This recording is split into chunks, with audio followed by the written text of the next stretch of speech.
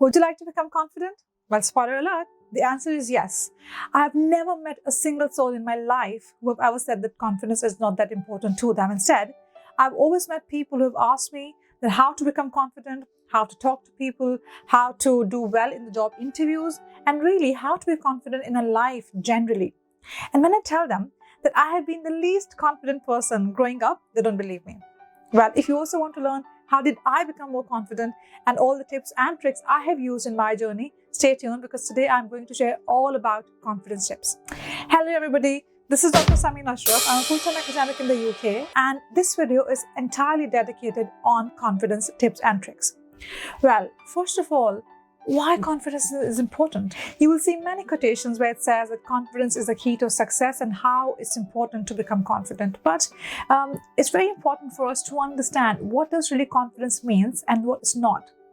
Some people think that being arrogant is confident, being full of themselves is confident, or perhaps to portray yourselves in a way that you are the one and there's nobody better than you is confidence. Well, that's not very confidence-like people.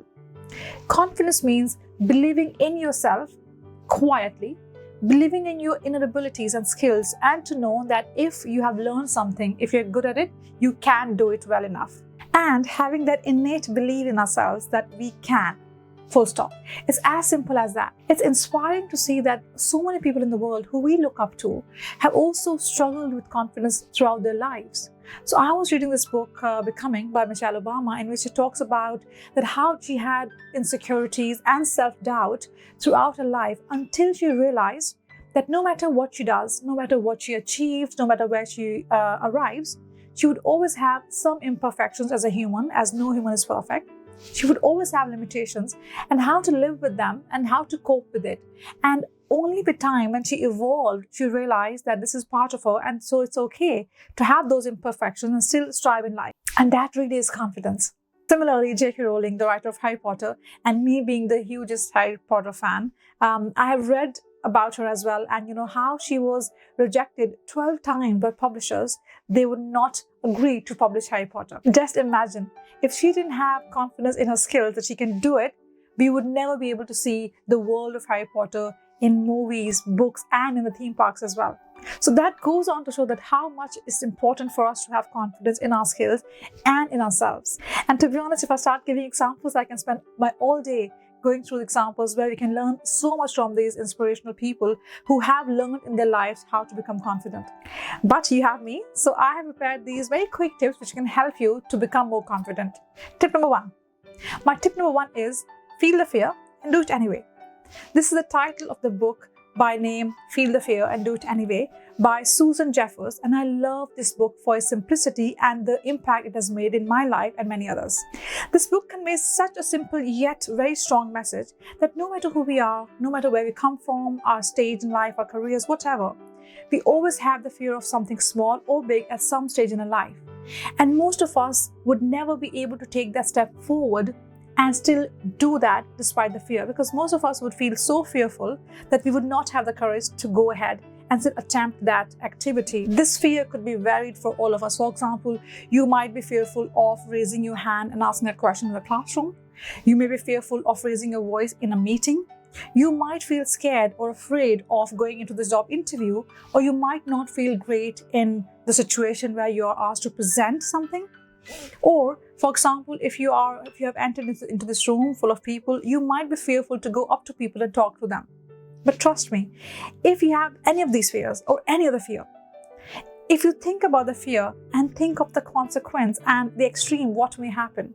For example, if you raise your hand and ask that question in the classroom, what would happen? If your question is not that good, for example, hypothetically, so what? It's okay, because we are all learning and we all at that stage where we have a long way to go. If you don't do well in that job interview, that's okay too. It's part and parcel of the game.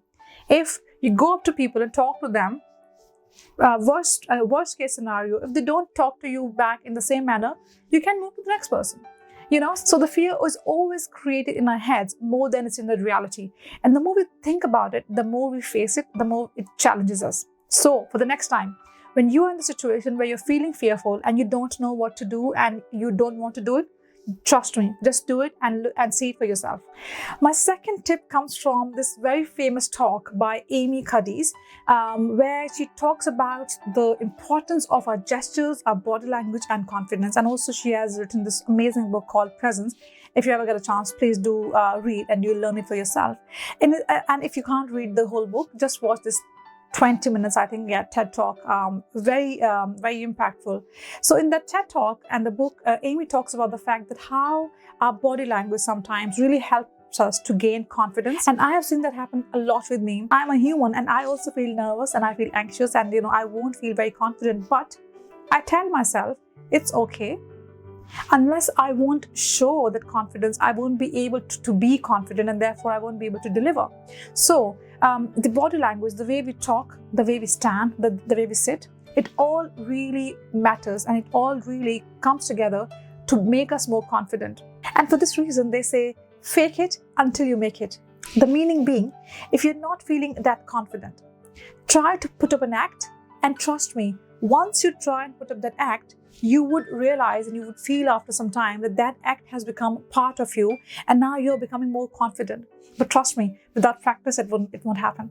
Well, my third tip comes from a very famous book called Atomic Habits by James Clear. Most people use this book for creating habits and, how to be more consistent in whatever you do in your habit. But I also have gained something about confidence in that book, which is, again, starting small and being consistent with it. So, for example, linking it to the confidence, if you are feeling less confident, try to bring that in your practice every single day. Try to make those small steps but consistent every single day and see if you combine them all together, how they can all help you together to become more confident. So, for example, the next time if you're asked to present something and if you're not feeling very confident, try to do that yourself in your own room for just 1 minute. Gather your friends and present your topic in front of them. So taking those small steps every single day and regularly would really help you to accumulate that skill, and you would feel yourself a lot more confident. My tip number 4 is, don't think about failure. Yes, you heard me right. You see, as humans, we always fear of failure.